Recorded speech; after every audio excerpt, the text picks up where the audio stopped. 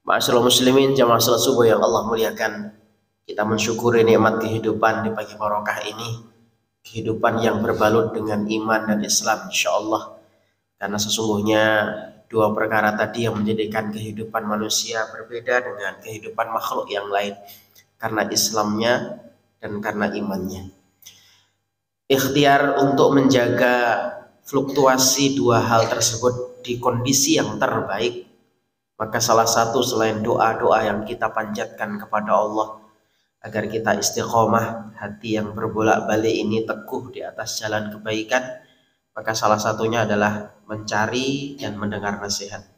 Semoga apa yang kita lakukan di subuh kali ini adalah bagian cara yang kita lakukan. Semoga Allah menjaga iman dan Islam kita, menjaga keistiqomahan kita, tentunya lewat nasihat yang Allah firmankan ataupun nasihat yang Rasul SAW sabdakan yang kita dengar di subuh kali ini insyaallah. Salawat dan salam teruntuk junjungan kita Rasul Muhammad sallallahu alaihi wasallam. Allahumma sholli ala Muhammadin wa ala ali Muhammad. Jamaah, subuh kali ini saya akan ajak kembali mentadaburi satu surah di juz ke-30, kaitannya dengan iman kepada hari akhir. Apa yang menjadi penghalang sehingga seorang itu susah percaya kepada perkara yang tak terlihat? Jamaah yang Allah muliakan, setiap peristiwa yang terjadi setelah kematian kita sifatnya adalah gaib, tidak ditampakkan oleh Allah Subhanahu wa taala di pelupuk mata kita.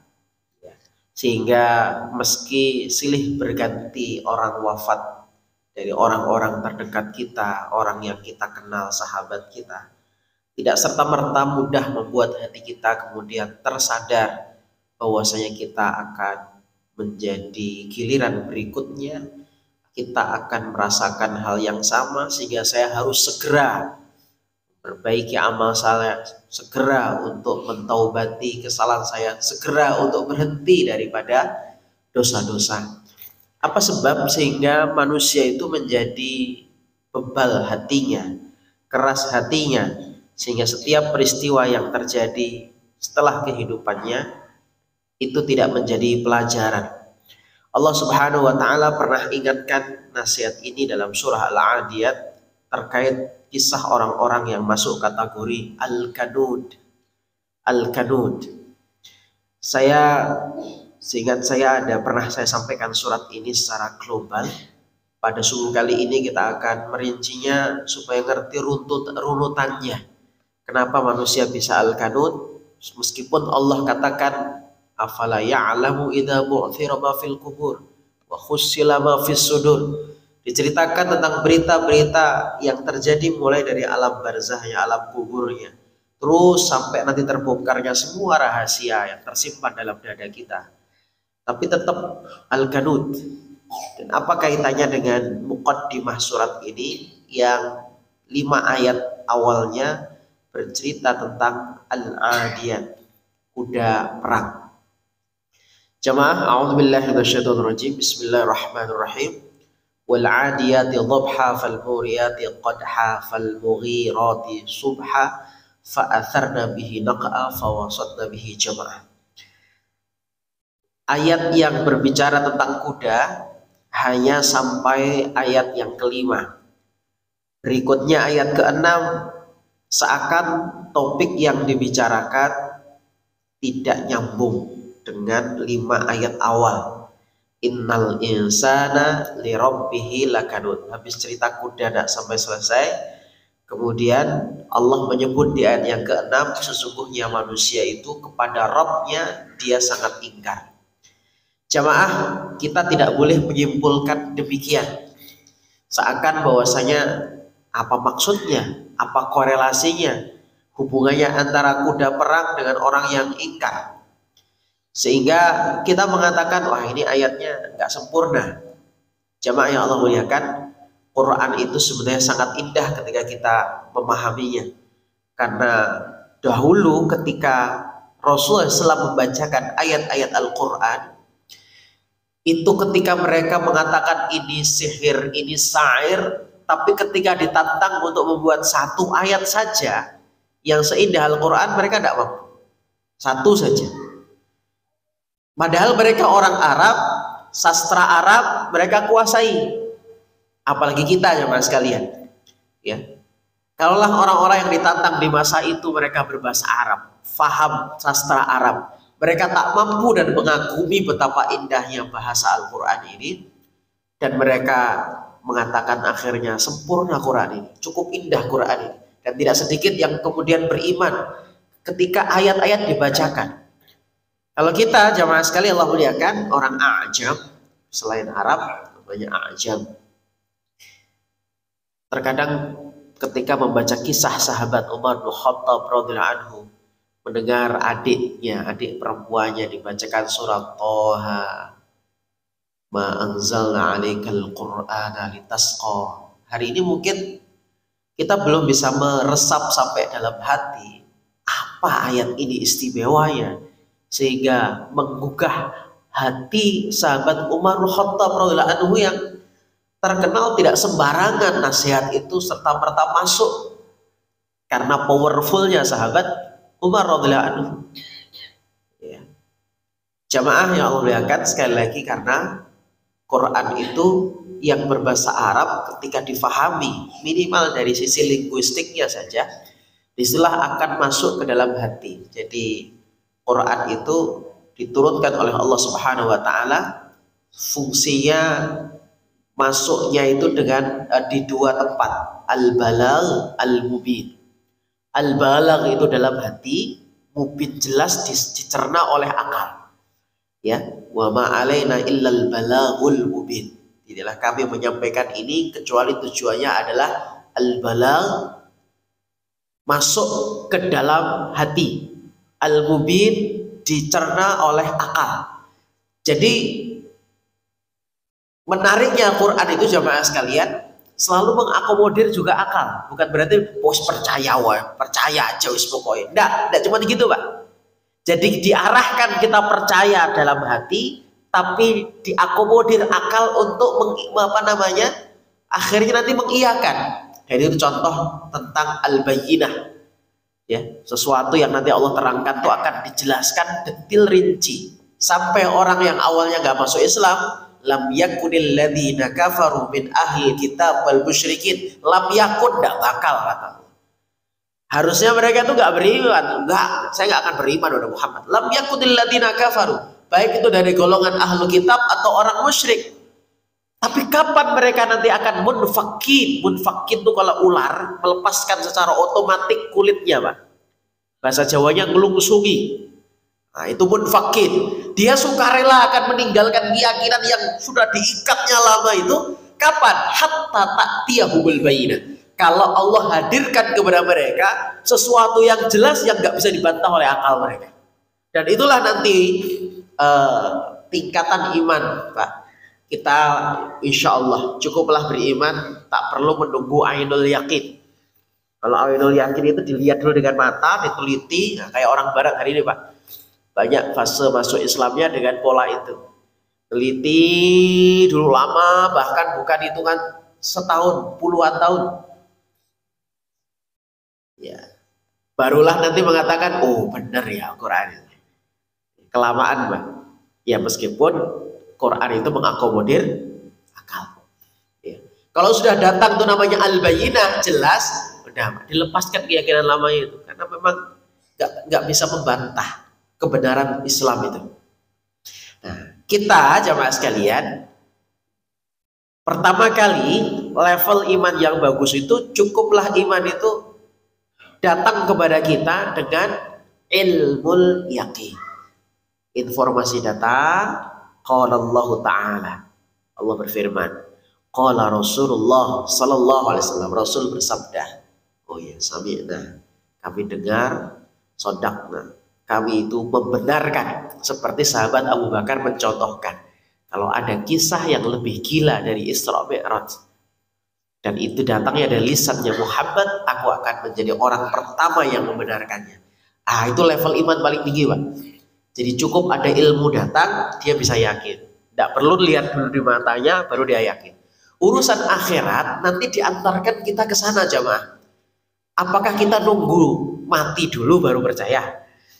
Nunggu masuk kubur dulu baru percaya? Nah inilah yang nanti akan mengalami kerugian. Oh ternyata beneran ya Allah. Saya nggak mampu mencegah kematian itu datang.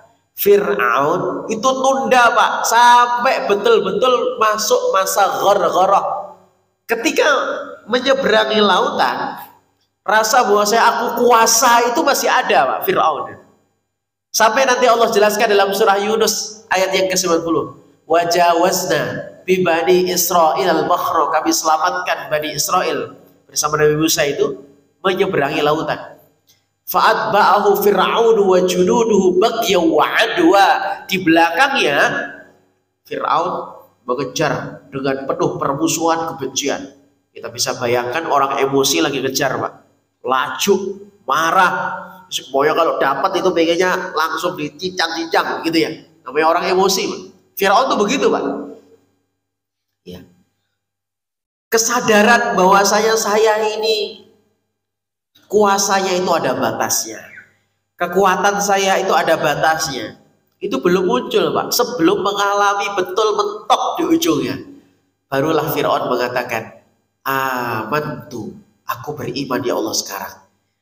Hatta idza adrakahul gharaq, sampai tatkala masuk masa gharaq, muncul tenggelam, muncul tenggelam. Tidak ada kekuatan barulah dirasakan. Kalau sebelumnya kan merasakan kuat, bisa, saya mampu, nah, itu ya. Itu masih muncul Pak, takaburnya itu masih muncul. Di masa itulah barulah orang itu tersadar, dan itu waktu yang terlambat. Meskipun di lisannya Fir'aun masih bisa mengucap amantu annahu la ilaha illalladzi amanat bihi banu Israil wa ana minal muslimin. Itu syahadatnya Fir'aun. Jadi kalau ditanya mana syahadatnya Fir'aun, surat Yunus ayat 90, nanti lihat. Jadi Fir'aun pernah bersyahadat, amantu, aku beriman, annahu la ilaha illalladzi amanat bihi banu Israil, tidak ada ilah yang hak diibadahi kecuali yang disembah Bani Israel. Wa ana minal muslimin, saya termasuk orang muslim sekarang. Apa kata Allah? Al-an, ayat berikutnya. Kok baru sekarang? Waqad asaita qablu, sementara sebelumnya perbuatanmu itu maksiat aja, dan engkau menjadi orang yang merusak di muka bumi. Jamaah yang Allah muliakan rahimani rahimakumullah, jadi mempercayai sesuatu itu ada levelnya ilmul yakin, barulah level paling rendah ainul yakin, baru yang paling rendah lagi hakul yakin. Kok bisa Ustaz? Ya hakul yakin itu nanti kalau sudah di akhirat. Di akhirat tuh oh beneran, nah itu ya. Kalau masih di dunia masih level ilmul yakin Pak, diteliti ya ilmunya itu sampai apa namanya ainul yakin. Oh dilihat, oh iya ya masuk akal, beriman, masih ada lah ya kalau umurnya panjang lah Pak ya, kalau enggak ya gitu ya. Maka alhamdulillah kalau Allah memberikan kelembutan hati kita, cukup dengan ilmul yakin, yang penting jelas ayatnya, dalilnya jelas, contoh dalam sejarah ada dari generasi salafus saleh. Kenapa harus dari generasi salafus saleh? Karena mereka sudah dapat stempel radhiyallahu anhum wa radu. Kalau kita masih semoga semua Pak ya, kalau mereka sudah ayat 100 surat At-Taubah, radhiyallahu anhum wa radu an, surganya jelas. Rekomendasi dari Nabi sudah jelas, khairul quruni qarni tsummal ladzina yaluna tsummal ladzina yaluna. Sebaik-baik generasi adalah mereka hidup bersamaku. Siapa itu? Sahabat Nabi. Siapa lagi? Sepeninggalnya tabi'in. Siapa lagi? Tabi'ut tabi'in. Nah, itu rekomendasinya begitu. Jamaah yang Allah muliakan, kita kembali. Jadi Al-Adiyat itu sebenarnya adalah ayat yang sangat indah. Karena Allah Subhanahu wa Ta'ala ingin menyadarkan orang Al-Qanun dengan pola pendekatan yang sangat istimewa. Gimana pendekatannya? Pendekatannya itu adalah menggedor akal dan menggedor hati. Jadi mubin, balag sampai ke dalam hati, mubin dicerna akal mereka. Ini maksud dari al-adiyat dimuqaddimai dengan kuda. Kenapa asbab kuda? Dilihatlah audiens masyarakat Arab pada waktu itu. Kalau saya ingin menyampaikan sesuatu kepada penghobi bola, maka muqaddimah ice breaking saya adalah seputar bola. Nyambung, Pak. Supaya apa? Mereka mendengar. Orang itu kalau sudah hobi sesuatu akan mendengarnya itu sampai hadir jiwanya, Pak. Kalau dia suka kepada cerita yang sesuai hobinya. Ya. Bapak nggak hobi bola, ada orang obrolan bola, ngomong apa sih kamu itu? Bola satu direbutin, nah, gitu Pak ya. Karena kita nggak hobi, jadi nggak nyambung. Ya kita harus masuk lewat kira-kira apa topik yang membuat dia itu mendengarnya bukan hanya kuping, tapi hati. Sampai wah kayak orang nonton film Pak. Sutradara yang sukses, skenario film yang sukses, itu kalau bisa mengantarkan orang yang melihat baper. Nah, itu salah satunya. Dia bisa ikut nangis, dia bisa ikut sedih, dia ikut marah. Nah, itu berhasil berarti film yang akan disampaikan. Maka kadang dimuqaddimai dengan trailer film. Trailer film itu paling berapa menit? Perang, waduh hebat ini, bagus ya. Kalau sudah seperti itu hadir, barulah isi pesannya masuk. Nah, Quran itu sebenarnya lebih indah dari film atau metode apapun yang dilakukan manusia untuk menyampaikan nasihat. Allah menyampaikan nasihat ini saat itu turun di masyarakat Arab yang punya kebanggaan lebih kalau punya kuda perang yang hebat. Karena saat itu di masa berhala masih banyak sekeliling Ka'bah, di antara fitnahnya adalah dicabutnya jaminan keamanan. Jadi sering perang saudara Pak, dikit-dikit pedang bicara. Jadi dulu Nabiullah Ibrahim 3000 tahun sebelum masa ini pernah berdoa kepada Allah, Rabbij'al hadzal balada amin. Ya Allah, jadikan negeri ini aman. Sampai kapan coba? Sampai ada kesyirikan masuk. Kemudian aman lagi kapan? Ketika 360 berhala dicabut oleh Allah, ada apa? Dihancurkan lewat periode Fathu Mekah tahun ke-8 Hijriah. Nah ini jamaah yang Allah muliakan, maka hari ini siapapun yang masuk miqat, masuk Mekah lewat miqat, maka wajib melafalkan password keamanan itu dalam bentuk kalimat talbiyah. Di antara potongannya apa? Labbaika la syarika laka labbaik. Kami datang menjadi tamumu ya Allah, kami gak akan syirik di tempat ini. Itu sebenarnya janji Pak. Meskipun kalau nggak paham atau mungkin pembimbingnya nggak ngajarin makna talbiyah itu, ya tetap masih banyak orang melakukan kesyirikan secara personal di sana Pak. Ya musibahnya ya macam-macam. Musibahnya macam-macam. Karena memang jaminannya keamanan itu adalah ketika hilang kesyirikan. Dalilnya mana? Dalam surat Al-An'am Allah mengatakan ayat 82, alladzina amanu walam yalbisu imanahum bidzulmin. Orang-orang beriman dan imannya gak dicampur dengan kezaliman. Zalim apa yang dimaksud dari ayat ini? Syirik. Inna syirka la dzulmun adzim ditafsirkan dengan surat yang lain, surat Luqman. Sesungguhnya syirik itu kezaliman paling besar. Maka terjemah yang bagus di ayat ini adalah orang beriman tidak dicampur imannya dengan syirik. Ulaika lahumul amnu wa hum muhtadun. Mereka itulah yang akan dapat garansi keamanan dan garansi petunjuk. Ini menjadi dalil penguat bahwasanya kesyirikan itu akan menjadi sebab tercabutnya keamanan. Nah, ketika berhala-berhala itu masuk, itu udah Pak, keamanan tercabut, perang dikit-dikit, perang saudara dikit, pertumpahan darah. Sampai ada apa namanya kelompok yang suka merubah kalender. Itu salah satunya karena ingin balas dendam segera. Ya, karena mereka kan dilarang berperang di bulan-bulan haram. Bulan haram itu tidak ada peperangan. Tapi karena ingin cepat balas dendam, khawatir kalau tunggu selesai bulan haram, apalagi kalau belum ketemu bulan haram, salasun mutalawiyah, 3 yang berurutan. Dzulqa'dah, Dzulhijjah, Muharram. Waduh, tunggu 3 bulan baru bisa perang. Jangan-jangan kita sudah lupa.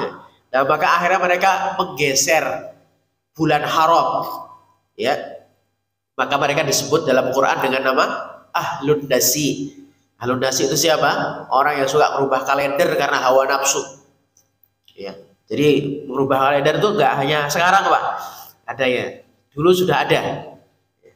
Kalau dulu tujuannya adalah supaya cepat balas dendamnya.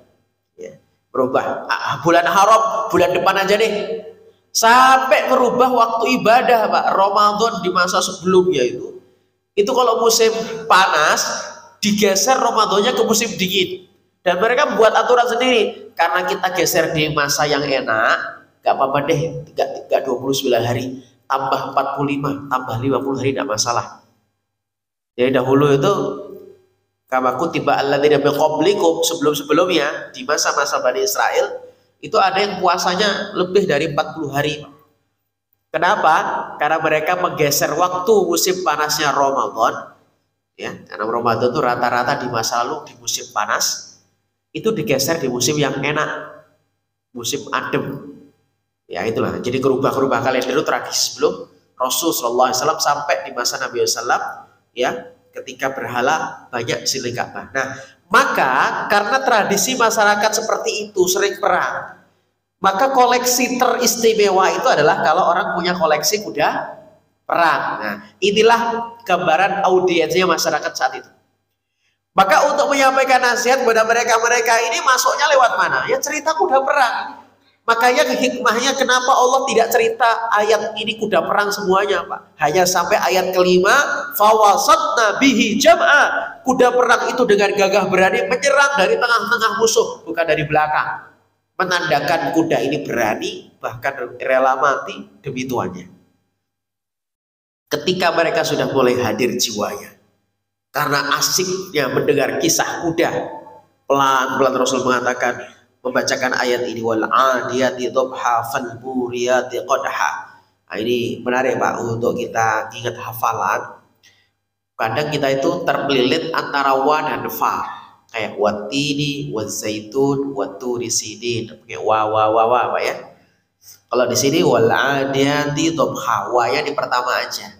Berikutnya pakai fa, fal muriyati qadha, fal mughirati subha, fa atharna fa. Fawasatna min fa. Jadi wawu itu selain maknanya salah satunya adalah untuk qasam, sumpah, dia juga menunjukkan bahwasanya topik per ayat itu beda. Al botolu wal gelasu, paling gampang saya jelaskan gitu aja, Pak. Tidak usah pakai bahasa Arabnya. Ya, al botolu wal gelasu. Ini saya pakai wa untuk menunjukkan botol dan gelas suatu yang beda. Kalau saya pakai fa, wa-nya di depan. Kayak wal adiyat sama fal muriyat, terus fa atharna, kita pakai fa. Ini kayak saya bicara satu topik, cuman model topiknya itu beda-beda. Cuman topik yang dibicarakan sama. Botol berdiri, botol tumpah, botol miring. Nah, itu pakai fa, Pak. Maka surat Al-Adiyat ini topiknya satu aja, kuda perang. Buktinya adalah berikutnya pakai fa, bukan pakai wa. Beda sama watin, wazaitun. Tin sama zaitun beda. Waturisinin, watursina beda lagi. Karena pakai wawu. Jadi per kalimat beda.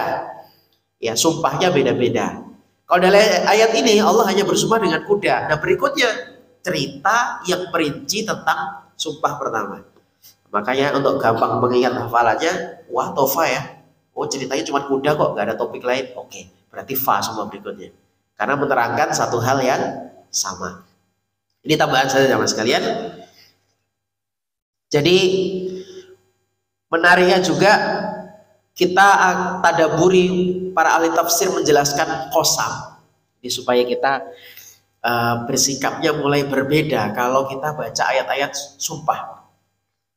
Sumpah itu menunjukkan istimewa dua hal. Satu, orang yang bersumpah itu serius, maka kita harus merespon serius kepada apa yang dikatakan.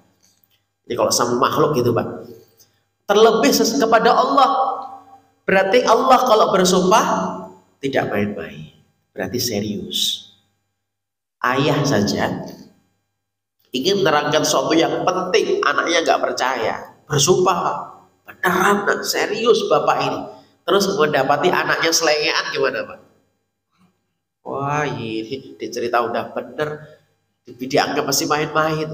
Maka kita setiap ayat sumpah kita temui jemaah sekalian, seriuslah kita kepada ayat itu. Kenapa? Karena Allah Subhanahu wa taala serius menyampaikan ayat ini sampai bersumpah. Yang kedua, kontennya, topik yang akan disampaikan Allah kalau bersumpah berarti serius. Jadi yang menyampaikan serius sehingga kita harus merespon serius, kemudian isinya adalah serius. Ya, maka ayat-ayat kaitannya dia yang muqaddimahnya sumpah itu serius Pak. Pasti kayaknya keselamatan kita, pasti. Ya. Silakan mulai dari apapun, wa duha wal lail watini, itu isi pesan di dalamnya itu serius semua sebenarnya. Maka ini masuk dalam kategori ayat-ayat iman, ayat-ayat tauhid. Ya, ayat-ayat yang turun di periode Mekah. Karena fase periode Mekah adalah fase pemantapan iman dan tauhid. Ya. Di mana letak keseriusannya ayat ini jamaah sekalian?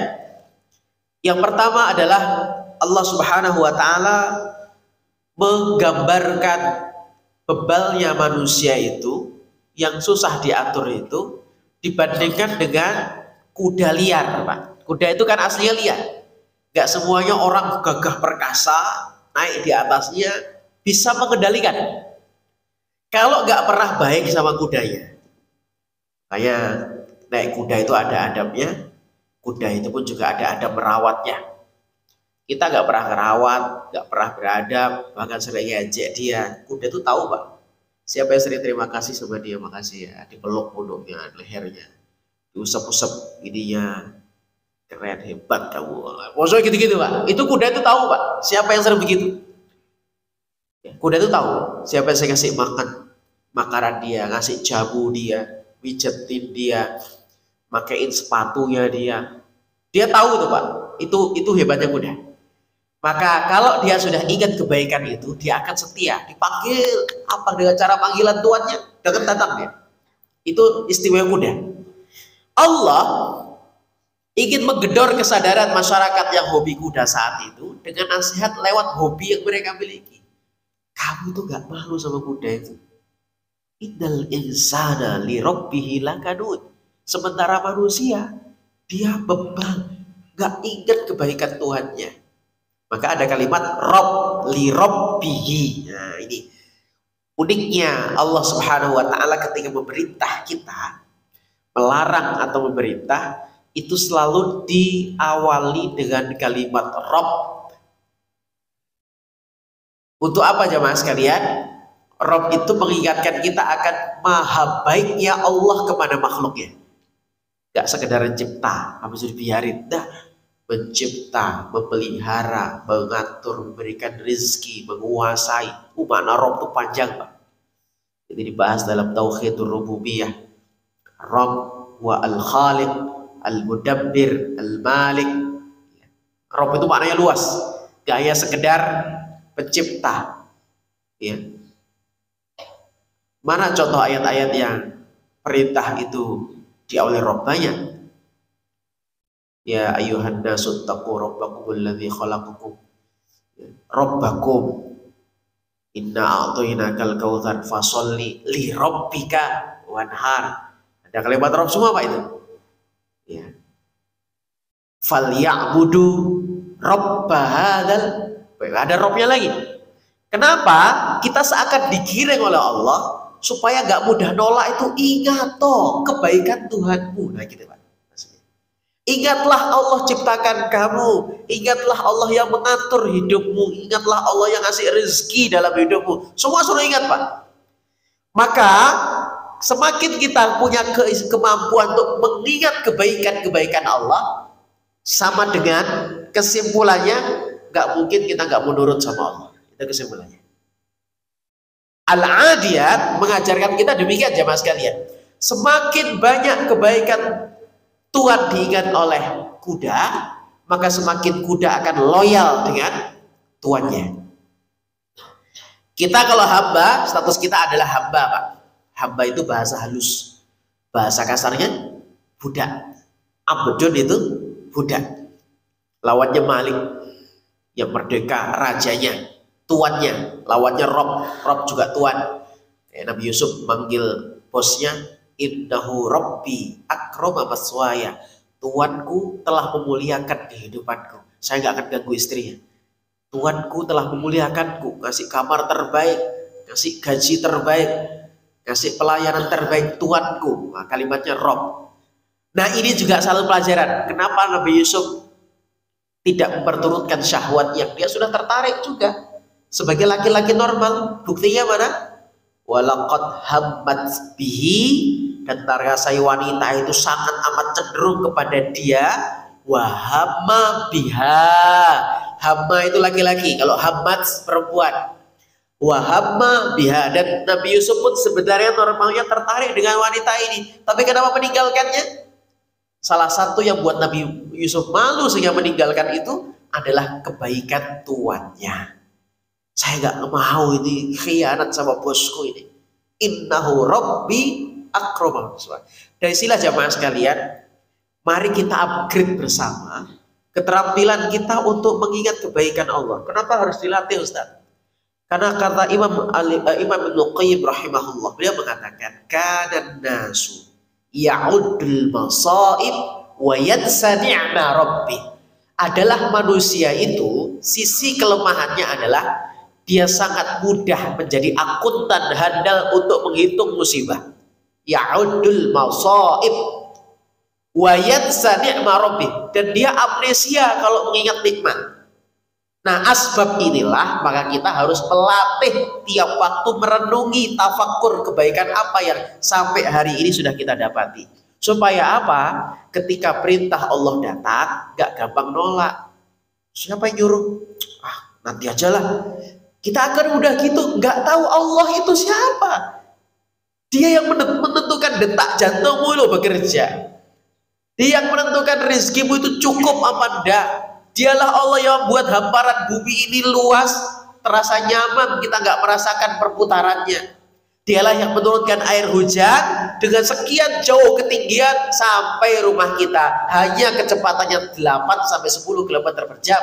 Kita nggak ganti atap tiap waktu karena turunnya hujan. Rumus fisika mengatakan demikian. Setiap benda jatuh dari tempat yang lebih tinggi, kecepatannya akan semakin cepat, daya hancurnya akan semakin keras. Tapi tidak pada hujan, karena Allah merahmati kita. Hujan turun sampai atap rumah kita, dibagi rata semuanya titik-titiknya. Sebelah sana titiknya segini, di sana gelondongan batu. Nah, sama Pak. Kita renungi terus nikmat Allah kepada kita. Maka lebih 30 kali Allah mengulang itu dalam surat Ar-Rahman. Fabi ayyi ala rabbikuma tukadziban. Ini supaya kita melatih, mengupgrade terus. Lagi susah melaksanakan perintah apa? Ingat lagi yang nyuruh siapa? Ingat lagi yang nyuruh siapa? Yang nyuruh siapa? Kenali lagi yang nyuruh siapa? Sampai hadir rasa malu, hadir rasa takut. Level tinggi, hadir rasa cinta. Roja, khauf, mahabbah, BBM paling kuat mendorong orang untuk taat kepada Allah Subhanahu wa taala. Jadi berawal dari mana jemaah? Mengingat nikmat Allah. Mengingat nikmat Allah. Di surat Al-Adiyat awalnya diperintahkan seperti itu, supaya kita ingat kuda yang ingat kebaikan tuannya, setia dengan tuannya. Yang kedua, setelah kemampuan kita latih terus, sekaligus doa aja Pak. Jadi kemampuan itu enggak sombong dengan, wah ya saya bisa Ustaz ingat-ingat. Enggak. Kita bisa ingat tuh karena Allah membantu kita. Karena kalau enggak membantu Pak, kita dibuat enggak ingat. Enggak ingat. Yang mana ya? Yang mana ya? Seambrek padahal Allah mengatakan wa in ta'uddu nikmatallah la tuhsuha. Surat An-Nahl, surat 16. Itu menurut para mufassirin dikenal pula dengan surat An-Ni'am. Surat An-Ni'am, surat rangkaian nikmat-nikmat. Surat 16 itu Pak. Maka nanti sampai pada ayat 18, wa in ta'uddu nikmatallahi la tuhsuha. Kalau Anda mau menghitung nikmat Allah, nggak akan mampu Anda menghitungnya. Itu menandakan sabar banyak. Cuman kadang kita dibuat nggak ingat yang mana ya, yang mana ya. Nanti banyak ayat-ayat yang menggugah kita untuk bisa memudahkan mengingat nikmat. Al-Mulk. Al-Mulk itu salah satu juga terapi tatkala kita menganggap Allah itu kurang ngurus kita. Doa kok yang dikabulkan sebelah saya yang padahal lebih serius doanya, lebih sering infaknya, lebih banyak amal solehnya. Cemburu dengan takdir Allah kepada orang sebelah, nggak percaya pembagian Allah, nggak ridho pembagian Allah. Kadang itu kan sering muncul Pak, sehingga kita punya alasan, malas sudah saya. Oh dia nggak serius saja dapat. Jamaah yang Allah muliakan, lihatlah langit. Menurut surat Al-Mulk ayat 3, ya, alladzi khalaqa sab'a samawati tibaqa. Dialah Allah yang membuat sempurna 7 lapis langit itu. Ma taro, tidak bakalan. Taro kalian melihat. Fi khalqir rahmani min tafawut. Dari ciptaan Ar-Rahman itu yang ada celahnya, cacatnya, atau tidak beratur, tidak presisi, tidak beratur, tidak akurat. Lihat langit yang jelimet itu Pak. Ya. Tapi apalagi cuma masalah kita yang kecil lah, misalnya gitu Pak ya. Kadang kita menganggap Allah ini salah, apa bisa gak ngurus banyak orang gitu. Kan kita subhanallah. Ini berarti belum kenal Allah, makanya kita kenali Allah supaya kita gak gampang membantah, gak gampang mengingkari. Oh ya Allah, mengatur kami sedetil ini ya Allah.